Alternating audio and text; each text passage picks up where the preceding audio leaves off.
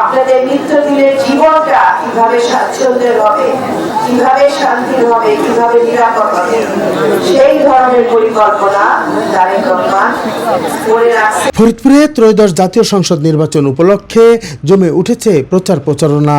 প্রার্থীরা একে অপরের বিরুদ্ধে তুলছেন নানা অভিযোগ। অনেক প্রার্থী ভোটারদের দ্বারে দ্বারে ঘুরে দিচ্ছেন নানা প্রতিশ্রুতি।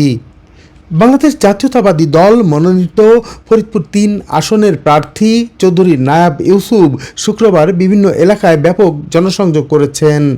রাতে ফরিদপুর সদর উপজেলার মাতচর ইউনিয়নের ঘনশ্যামপুরে ইঞ্জিনিয়ার মোহাম্মদ ফজল আলী মোল্লার সভাপতিত্বে অনুষ্ঠিত উঠান বৈঠকে বলেছেন, মানুষের নিত্যদিনের জীবন কিভাবে স্বাচ্ছন্দ্য হবে, নিরাপদ হবে তা পরিকল্পনায় রয়েছে বিএনপির। এ সময় তিনি আরও বলেন, আমাদের দেশে প্রচুর জনশক্তি রয়েছে।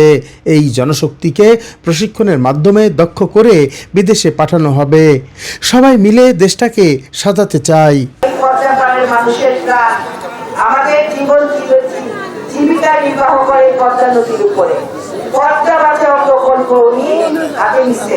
উনি মেগা প্রজেক্ট পদ্মা ব্রিজ না, উনি পদ্মা বাঁচাও প্রকল্প। খেলাধুলার মাধ্যমে কিভাবে জীবিকা নির্বাহ করা যাবে, বিভিন্ন প্রশিক্ষণ। অনেক ছেলে মেয়ে থাকে, অনেকে থাকে ইন্টারমিডিয়েট করে তারপরে পড়ে না। কিভাবে প্রশিক্ষণ দিয়ে তাদেরকে দক্ষ জনশক্তি করা যায়, তারা যেন নিজের কাজ নিজে করে যেতে পারে। আবার বিদেশে যখন জনশক্তি রপ্তানি হয় তখন কিন্তু দক্ষ জনশক্তি রপ্তানি হয় না। তাতে করে কি হয়, মানুষের জমি জমা বিক্রি করে যে বিদেশে বাড়ি জমায়, ওখানে যে বেতন পায় না। বোয়ালমারী, আলফাডাঙ্গা ও মধুখালী উপজেলা সমন্বয়ে গঠিত ফরিদপুর ১ আসনেও জমে উঠেছে নির্বাচনী প্রচার প্রচারণা। প্রার্থীরা সকাল থেকে রাত পর্যন্ত ছুটছেন গ্রাম থেকে গ্রামান্তরে, এমনকি বাদ পড়ছে না দুর্গম চরাঞ্চলও।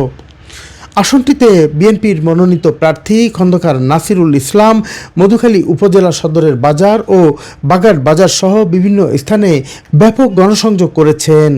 আসনটিতে স্বতন্ত্র প্রার্থীরা কালো টাকা ছড়াচ্ছেন বলেও সাংবাদিকদের কাছে অভিযোগ করেন এই প্রার্থী।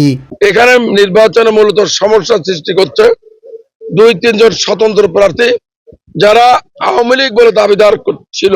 সেই আওয়ামী প্রার্থীরা আওয়ামী লীগও তাদেরকে গ্রহণ করে না। তারা যখন যেমন তখন তেমন তারা প্রচুর কালো টাকা ছড়াচ্ছে।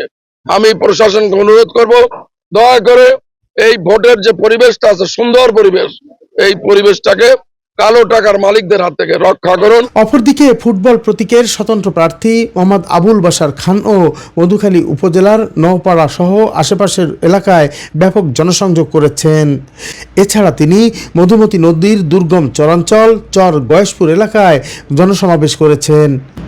এই প্রার্থী চরাঞ্চলের মানুষের জীবনযাত্রার মান সহজ করতে ভূমিকা রাখার আশ্বাস দেন। মধুখালীর প্রাণকেন্দ্র থেকে এখানে প্রায় 20 কিলোমিটার দূরত্ব। রাস্তাঘাটের অবস্থা খুবই নাজুক, বিশেষ করে আমাদের মধুখালী থেকে এটি সেতু পার হয়ে মাগুরা হয়ে রাস্তা দিয়ে আসতে হয়। আমি এই অঞ্চলের মানুষের জন্য শুধু বলবো যে আসলে এই এত বড় নদীর 2টি জায়গা পার হয়ে সেতু করা, এটা মনে হয় খুব দুরূহ ব্যাপার। তারপরেও আমি চাইবো, যদি মহান সংসদ আল্লাহ পাক আমাকে আসার তৌফিক দান করেন, আমি এই অঞ্চলের মানুষগুলো তাদের রাস্তাঘাট চলাচলের অবস্থা যাতে সুন্দর করে তারা পায়, সে ব্যাপারে আমার সর্বপ্রথম অঙ্গীকার। যে অঞ্চলের রাস্তাঘাটের মানুষের কমিউনিকেশন হচ্ছে, মানুষকে এখন অনেক উন্নত শিখরে নিয়ে যায়, সেই আমাদের চলাচলের জন্যে আমি রাস্তাঘাটের জন্য প্রথম ভূমিকা রাখতে চাই।